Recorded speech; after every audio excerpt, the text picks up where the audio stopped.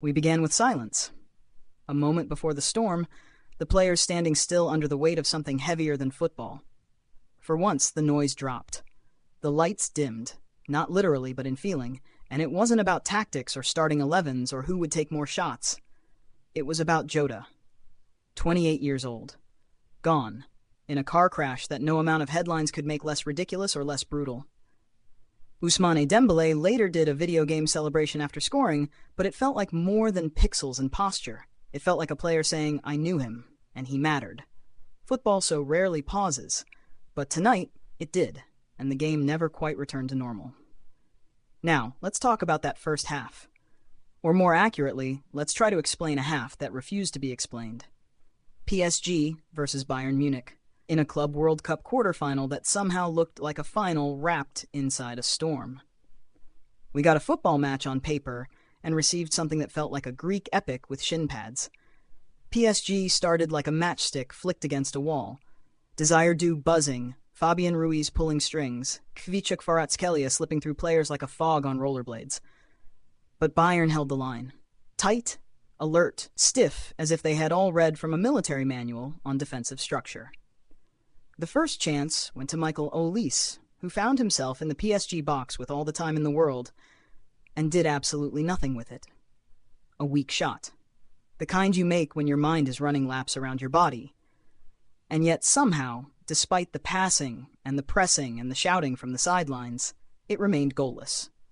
Kingsley Coman on one end nearly carved PSG open with his darting sprints, and then Donnarumma reminded everyone that being a giant with gloves is sometimes enough to keep your team in it. He had save after save, each one a bit more frantic than the last. There was a disallowed goal, of course, because drama has no respect for the scoreboard. Dayot Upamecano rose from the earth like a monster in a myth, headed it in, slid across the turf like he'd won the Champions League, and then, flag, offside. It was the football version of being handed a gift only to have it snatched away with a smile. And then came the injury. Jamal Musiala, dancing on the ball, trying to find a space that didn't exist, collided with Donnarumma. A clumsy, sad entanglement that had nothing malicious in it, but everything heartbreaking. He didn't get up.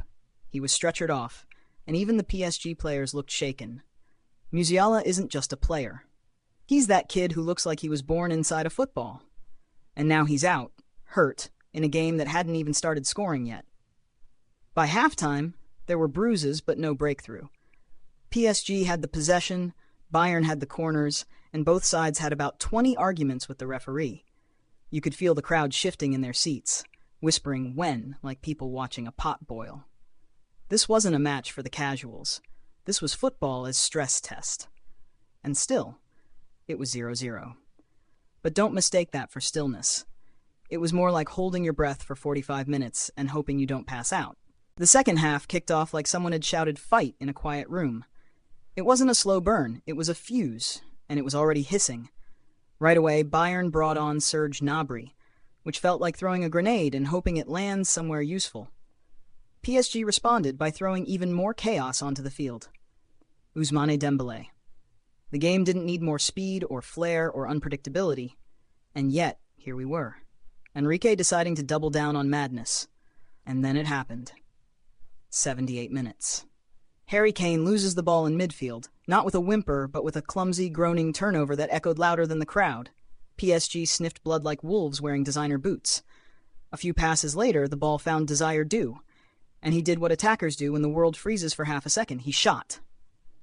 Not with power, not with finesse, but with a weird blend of both. Neuer didn't even move. Rooted. As if someone had unplugged him. 1-0. The dam broke. Then came the fouls, the cards, the theater. First, Willian Pacho. Red. Gone. Off for a crunching, idiotic tackle on Goretzka. The kind of challenge that makes you wonder if his controller disconnected mid-slide. PSG were down to 10, clinging to a lead with nails bitten to the bone. And Bayern surged, because of course they did. Leon Goretzka headed just wide. Olise swung in corner after corner like a desperate chef tossing spaghetti at a wall to see what sticks. They thought they'd found it. Kane scored? Or did he? Offside. The flag went up like a guilty confession. Another goal chalked off. Kane looked like someone who had just been told he lost his keys and his job in the same sentence. Lucas Hernandez came on for PSG, and within minutes did what every substitute defender dreams of, elbowed someone in the face and got sent off. PSG were now playing with 9. 9. In a World Cup quarterfinal against Bayern Munich, what could possibly go wrong? And yet, somehow, they didn't collapse. Because what came next wasn't tactical.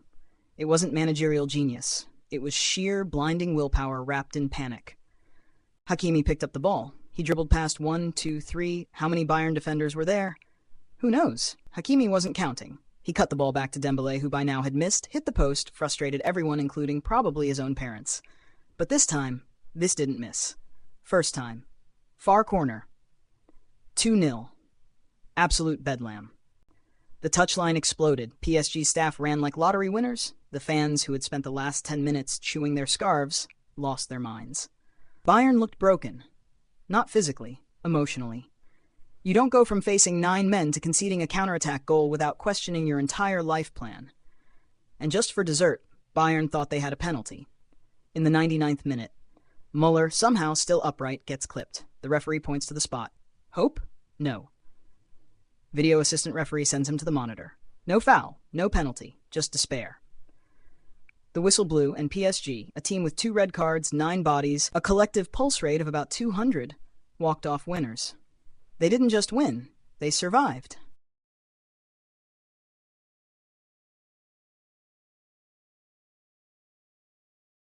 Let's talk about the teams. Not just what they did, but who they were in this swirling mess of a football match that didn't care about your predictions or your spreadsheets. Paris Saint-Germain, the side everyone loves to mock for being too glossy, too synthetic, too designed in a boardroom somewhere, walked into this quarterfinal with a chip on both shoulders and a flare in their gut. And if anyone ever doubted whether this team could suffer, like really suffer, well, tonight answered that with a scream. This wasn't tiki-taka. This wasn't domination. This was trench warfare in football boots. Down to 10, then down to 9, and somehow not down in belief. They weren't the team with the most chances, or even the cleanest ones, but they knew something Bayern forgot. Sometimes winning isn't about how much you create. It's about how much you can withstand. And PSG withstood it all. The pressure, the injuries, the red cards, the ghosts of Champions League collapses past. They didn't blink. They roared. This wasn't just a win. It was a transformation. Desire Doue looked like he'd been dipped in stardust, playing like the moment owed him something. Hakimi, who usually moonlights as a fullback with attacking hobbies, turned into a mythological creature on that run for the second goal. And then there's Dembélé. Oh, Dembélé. All chaos and contradiction. But even he found clarity when it mattered. Then there's Bayern Munich. This is where it gets uncomfortable. Because Bayern weren't awful. They weren't complacent. They weren't even particularly sloppy, except, for the part where they threw themselves at a wall for 90 minutes and watched it not fall down. And now they go home. Let's start at the top. Harry Kane.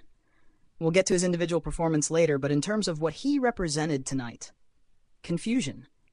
He came deep to collect. He moved to link play, but every time Bayern tried to build something through him, it felt heavy, forced. Bayern looked like a team asking questions of themselves even while the match was happening.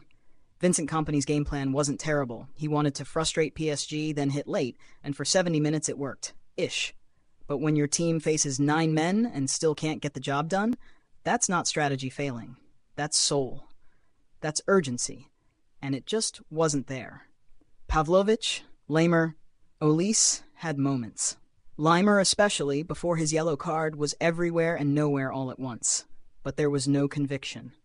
Like they were waiting for PSG to self-destruct. Spoiler alert, PSG didn't. Defensively, Bayern had nothing to hide behind. Not when Hakimi is running through your line like it's paper. Not when you're letting Dembélé shoot uncontested. Not when your center-backs look like they're still processing what happened in the previous phase of play.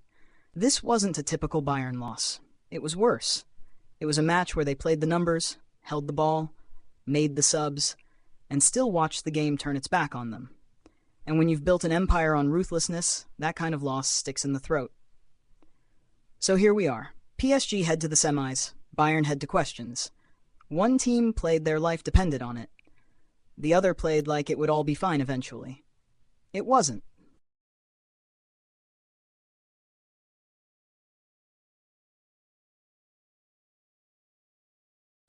Let's bring it down to the players. Not tactics, not shape, not even form. Let's talk about what they felt like on the pitch, because this wasn't one of those games where you can talk about units. This was personal. This was a match that demanded something human from every name on the back of a shirt. Let's start with the wild card, Desire Doue. I mean, what was that? He didn't just score the opener, he ghosted into the space like it had been written for him days before. This was a young man playing as if he didn't know fear existed yet. Step over? No problem. Drive from distance? Sure. Booked for diving? Of course, why not? There was chaos in his boots, but behind it, clarity. The goal didn't just open the scoring, it opened the game. Then there's Dembélé. If inconsistency had a flag, he'd be the national symbol. But tonight, he gave us the full Dembélé experience. Missed sitter, wild runs, woodwork pinged, and then, right when PSG needed a miracle and a therapist, he tucked it away. First time, far post, like he hadn't just rattled the nerves of every Parisian alive. And that celebration. Jota's celebration. It wasn't rehearsed. It was instinct. From a player who had been erratic all game came a moment of absolute peace. Hakimi? I don't even know what to say. That run for the second goal wasn't a sprint, it was a prophecy. He turned defenders into shadows. And the assist? Perfect weight, perfect choice, like he'd seen it happen in a dream and decided to copy-paste. Donnarumma, what do you even do with that guy? Saves early, saves late, saves in between. And the Musiala collision? You could see it crushed him. He didn't mean it, but he was in tears. And somehow, after all that, he still stayed locked in. On the other end, Kane. Oh boy, this was supposed to be his game, his moment. And instead, we got a version of Kane that looked like he was carrying a backpack full of bricks. Dropping deep, giving the ball away before the first goal, offside for the second that didn't count. It wasn't that he played badly, it's that he looked displaced. Like a striker who's suddenly unsure what the word striker means anymore. Goretzka had flashes, the header that nearly went in, the late burst. But it all felt like a memory of Goretzka, not the actual man. Olise and Coman. They danced, but they danced around the problem. Nobody took the game by the throat. Nobody pulled the pin. Musiala, that one hurts. He started well, fluid, brave, fast, and then the injury. One of those collisions where you don't need the replay. You just know. And the way both teams froze when he went down told you everything. That wasn't just a player out, that was a soul removed from the match. And finally, Thomas Müller. His last game for Bayern, 35 years old. Over 3 decades with the same club. He came on with the world on his shoulders and left with the world in his rearview mirror. He didn't change the game, but when the final whistle went, he stood there, hands on hips, eyes scanning the turf, like a man who just realized his story had ended mid-sentence. And that was it. PSG's 9 players outlasted Bayern's 11, not because of brilliance, not because of dominance, but because when football turned into survival, they were the ones who kept breathing. This has been Across the Pitch. Over and out.